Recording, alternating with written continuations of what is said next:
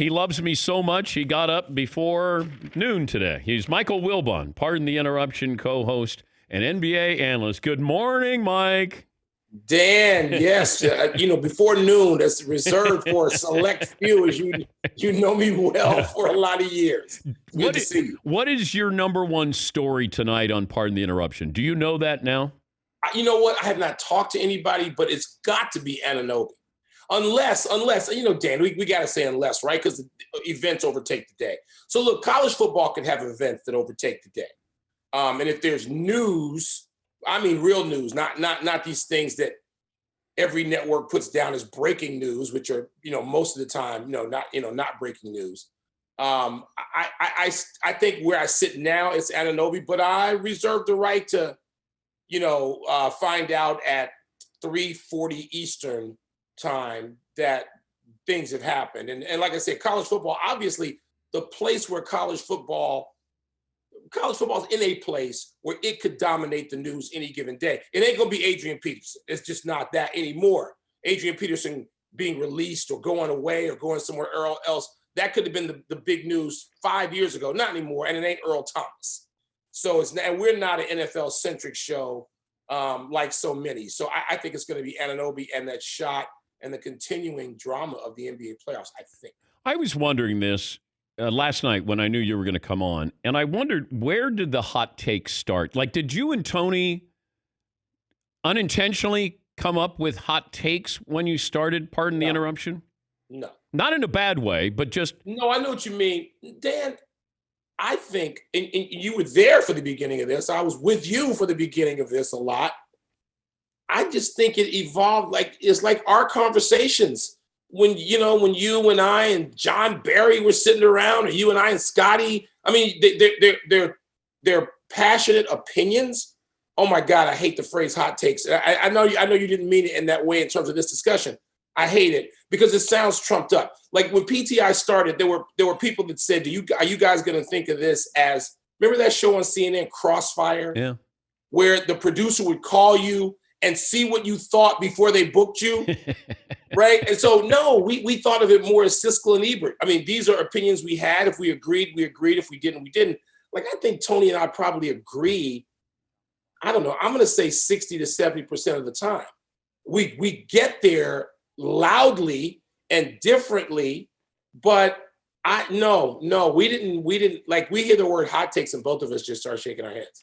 But like yesterday, you had Richard Jefferson, who came out and said that the Greek Freak is Scottie Pippen. Yeah. Which, if he was up 2-0, is the Greek Freak still Scottie Pippen?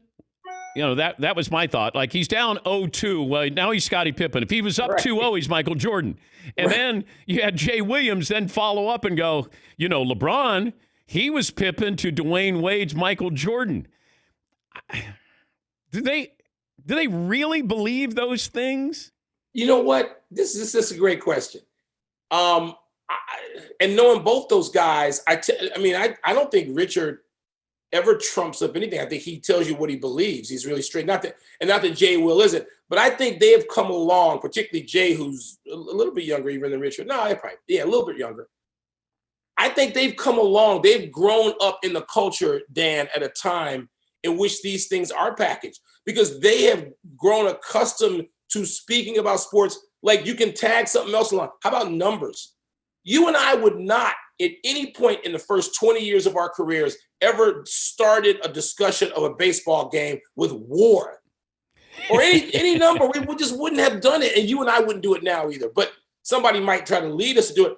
But younger people in the industry, I mean, really smart, perceptive people, their conversations are built that way because that's what they've heard and done all their lives. So it'd be interesting. I may text Richard and Jay and ask both of them that. But I believe those guys are pretty sincere about what they do, not about themselves, but what they do. Do you think LeBron was the Pippen to Dwayne Wade's Jordan in Miami? No, I don't. But I think that Dwayne Wade and LeBron were equals in some ways, where Michael and Scottie, in terms of just basketball, were not. I mean, the pecking order was established. It's Michael Jordan and Scottie Pippen, and also starring Scottie Pippen. Dwayne Wade had won a championship before LeBron got there. Yeah. Dwayne Wade came one injured rib thing late in that game the previous year from getting to the finals and beating Detroit. Remember, they lost in Game 7. I think you and I were in that little vomitorium in Miami when that happened. So, no, Dwayne Wade to me, and I'll admit my bias, being a Southside Chicago guy, as is Dwayne Wade. He's one of my favorite players ever. Dwayne Wade and LeBron, particularly before they won their first championship in year 2 of that 4-year ride, to me, they were pretty much equals. I know LeBron will go down as the greater player in history. I get that. But at that time, Dwayne Wade had won. LeBron James had not. And LeBron James, why did he hook up with Dwayne Wade? Why didn't he go somewhere else, hook up with somebody else? Dwayne Wade had something he knew he could share in and be with and be partners. Full, equal partners to me at that time. He's Michael Wilbon, pardon the interruption, co-host, NBA analyst. Steve Nash going to the Nets. How big a surprise? Huge. My son my 12-year-old son must think he's my producer now. He knows what time I wake up, obviously, as you do. And he just, every morning now, there's some tap on the shoulder, Dad, wake up. And there's some news. So yesterday, Dad, he said, Dad, wake up. Who do you think is the new coach of the Nets? And I could have gone 150 names. More. I could have gone 300 names before I got to Steve Nash, who I love. Steve Nash is one of my favorite players ever. I wouldn't have gotten to Steve Nash. Now, I wasn't aware of the relationship with Kevin Durant. And let's face it, those things shape everything now in every sport, but particularly the NBA. Yeah. And there's a list of guys who have guards, particularly. Our friend and colleague, Mark Jackson, the guys who have walked straight out, never been coaches, either from radio or television or whatever. Larry Bird had never coached. Doc Rivers, had never coached. Isaiah. So I'm shocked. Well, weren't you? I couldn't hear you yesterday because I was traveling. Weren't you shocked? Yes. My guys did the same to me. They go, the Nets have announced their next head coach. And then they go, do you want to guess? The only way I guessed it, I said, okay, Hall of Famer. And then I was told, yes, Hall of Famer. And then I said, give me something else. A big soccer fan. And I go, well, there you go. I go, Steve Nash is the coach of the Nets. And then I think it's great that he kept Jacques Vaughn. I think that's really important for him. And, even if you're going to add some, Reggie Miller said that he would add Alvin Gentry. Like you got to insulate Steve a little bit with guys who have been through the ringer here. Yeah, and guys, Dan, that he trusts and has relationship, which of course he does already with Alvin Gentry, who coached him. Yeah. But the ensemble is very important for a lot of reasons. But that's a wow. You know what? The pressure on them going in. First of all, in that city. And people can say, well, the Knicks are the number one team there, but the Knicks don't even matter. Yeah. The Knicks are not going to matter next year. The Knicks don't count. The Knicks aren't going to be on the back page unless it's something that Dolan's done that's stupid. So, the Brooklyn Nets start off with, and Kyrie is such a wild card, no matter what the relationship is with Kevin Durant. They just start, to me, with as much pressure as anybody in the East except Antetokounmpo. They may vault the Sixers for pressure in the East, depending on who the Sixers wind up hiring as coach. We were just talking about this. We had a listener, Jeff in Detroit, who brought up a question. Who has the most to gain this year? Tom Brady with the title or LeBron with the title? Oh, that's good.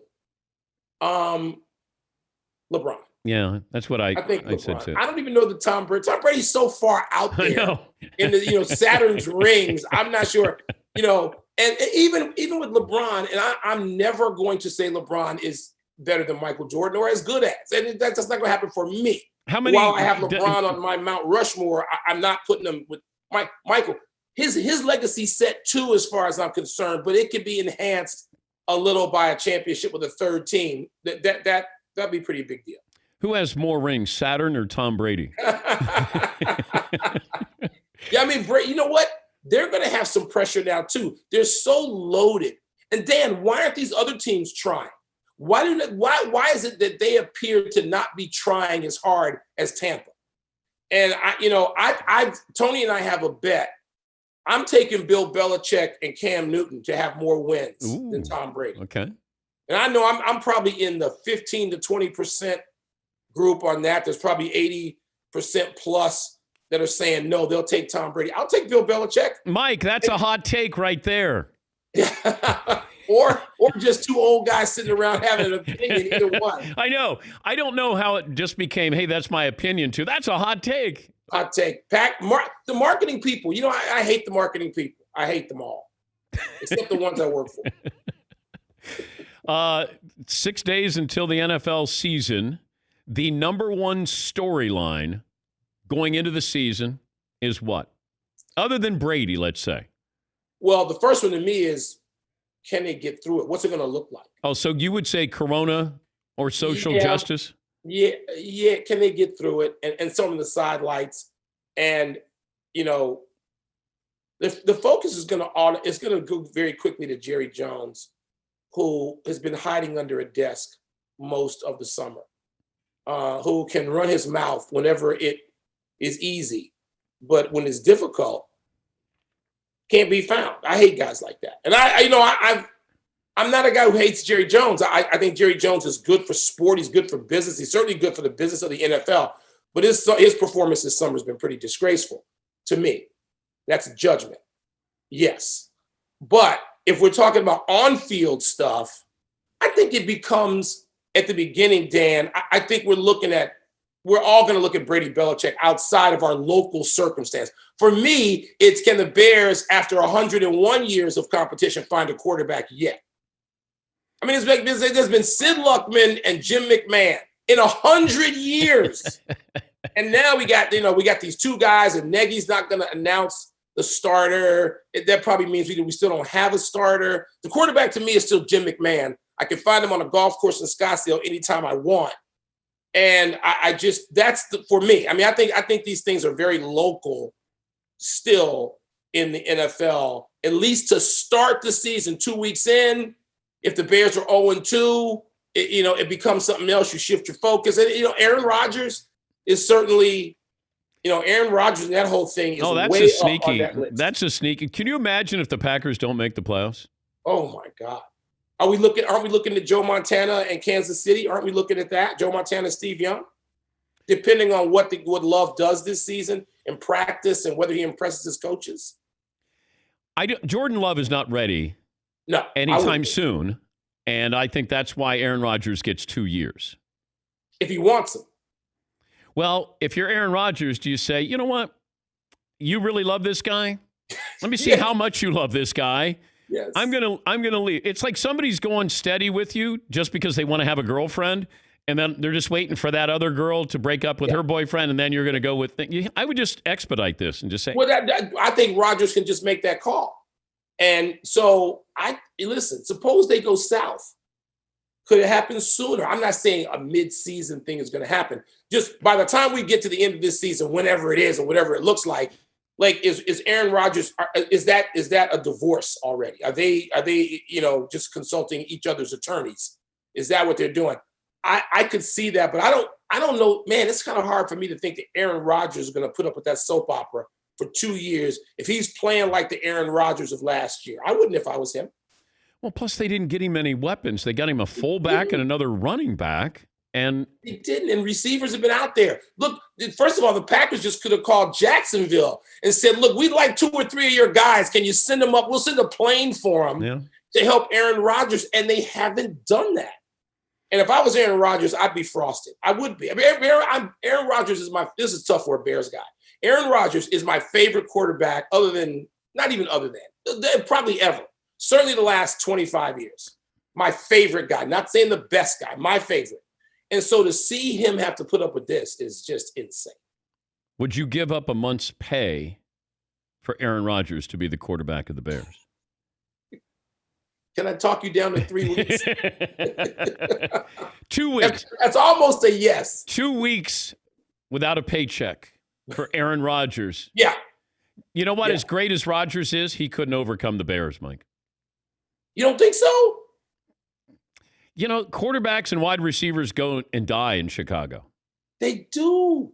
They do. Look, they do. I tell people all the time when they start talking about quarterbacks, I said, we don't know anything about that. I grew up. I don't know anything about that. I followed this team, followed it for 55 years. I know about linebackers. I know about running backs. I know about centers. I may even know about great other offensive linemen, tackles, because there's some Hall of Famers, Jimbo Covert and others. But we don't know about quarterbacks, Dan. It's not in our DNA. We know nothing of it, which is why I go back to Sid Luckman and Jim McMahon. How about that? Good to visit with you. How's the golf game, by the way? Better. You know, I'm working with someone who people who are social media golf folks know. Tanya Tare is her last name. It's her name. And Tanya is from New Zealand, been a professional golfer, and is on social media everywhere, trick shots and specialty stuff. And we ran into each other at an event in Arizona, and she said she could take me on and help me, and she has. I'm not ready for you yet, for crying out loud. Yeah. But, you know, what are you down to single digits now? Can you beat Barkley? Yes. But that's the bar is not.